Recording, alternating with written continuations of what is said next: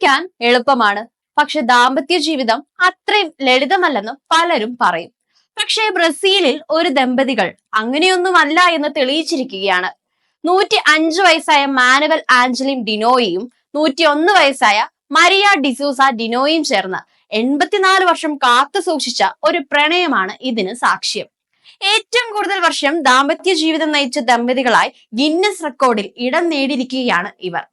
ഇക്കഴിഞ്ഞ Valentine's day ദിനത്തിൽ ഇവരുടെ ദാമ്പത്യ ജീവിതം 84 വർഷവും 77 ദിവസവും പിന്നിട്ടു. മനോയൽ 1919 ജനിച്ചത്. ഭാര്യ മരിയ ആവട്ടെ 1923. 1936 അവർ കണ്ടുമുട്ടുന്നത്.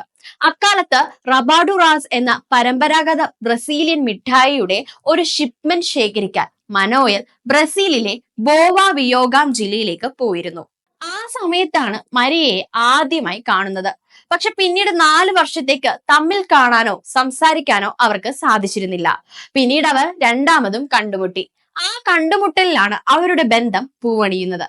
1940 ബ്രസീലിലെ സിയറയിലുള്ള ബോവ വെഞ്ചുറയിലെ പള്ളിയിൽ വെച്ച് അവർ വിവാഹിതരാവുകയും ചെയ്തു.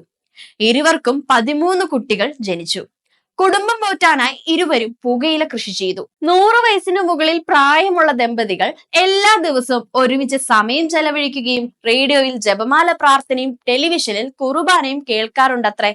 55 പേരക്കുട്ടികളും അവരുടെ മക്കളായി 60 പേരും 14 കൊച്ചുമക്കളുടെ മക്കളും ഒക്കെയായി വലിയ കുടുംബമാണ് ഇന്ന് ദമ്പതികളുടേത്.